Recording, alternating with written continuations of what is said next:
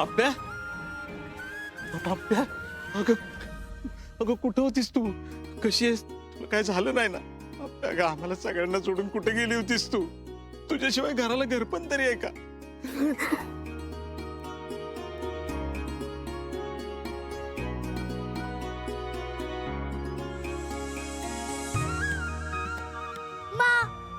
अगं तू नव्हती तर बापू खूप रडत होते. घरातले सगळे खूप आठवण काढत होते तुझी.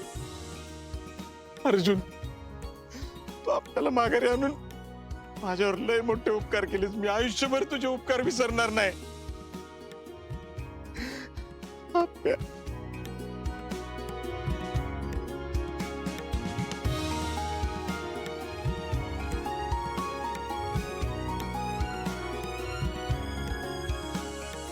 बापू सावरा सावरा स्वतःला तुम्ही. रे अगं तू घरात नव्हती तर घर घर राहिलं नव्हतं ग.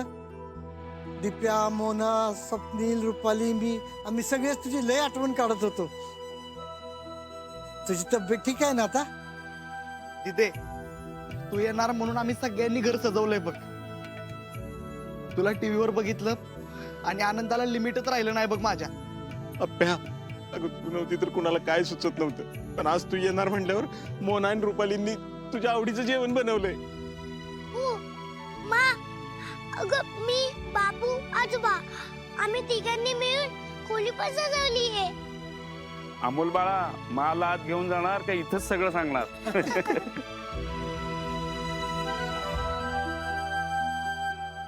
खरंच अपर्णा तू नव्हती ना तर घर तुटल्यासारखं झालं होतं. पण आता तुला सुखरूप परत आलेलं बघून मला खरंच खूप छान वाटतं या ठिकाणी. तर चला आत चला. अहो थांबा, अपर्णाला ओवाळू देत ना. अपर्णा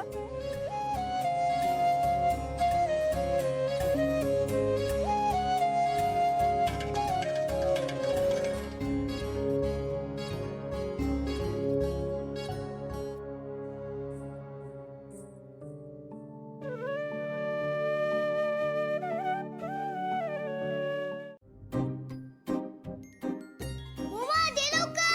हो आले.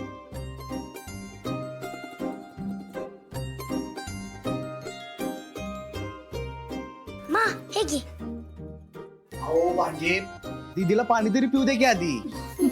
हे घे.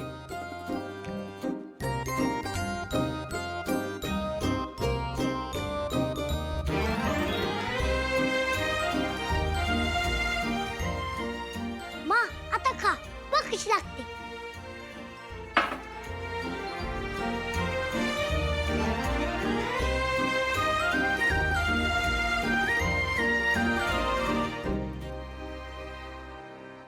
अयो भलतच गुळमटे बाबा यांचं खाणं.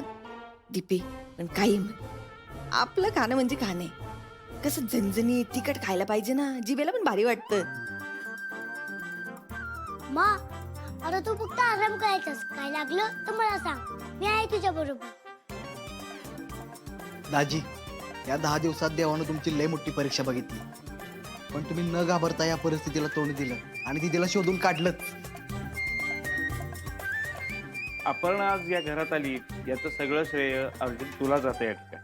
बाबा तू मला प्रॉमिस केलं होतंस ना की तू मला घेऊन येशील, आणि ते तू प्रॉमिस पूर्ण केलेस. थँक्यू बाबा. अमोल बाळा मी तुला प्रॉमिस केलं होतं ना, मग तुझ्या प्रॉमिस साठी मी इकडची दुनिया तिकडं करून अप्पू मला तुझ्या समोर आणणारच होतो. बाबा अरे तू मला हे दिलेलं सगळ्यात मोठं गिफ्ट आहे. थँक्यू बाबा. अरे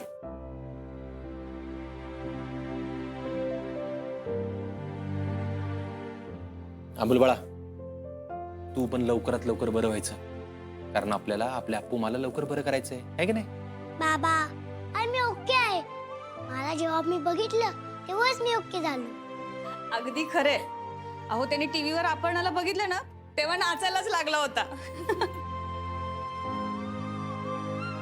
अगं त्याला काय बोलायचं रुपाली, या आप्पी बेपत्ता झाल्यापासून ना पोरग पार कावरबावर झालं होतं.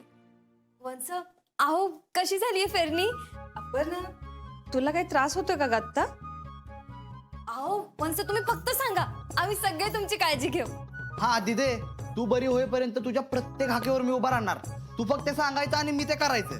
खरंच एवढ्या मोठ्या अपघातातून माघारी येणं सोपं नव्हतं, पण वंसनी ते करून दाखवलं. मला तर तो अपघाताचा व्हिडिओ अजून आठवतोय. वंस, अहो तिकडे काय झालं होतं? म्हणजे तुम्ही या सगळ्यातून वाचलं कशा? अगं सगळे म्हणत होते की या अपघातातून वाचणं अशक्यच आहे, पण आपण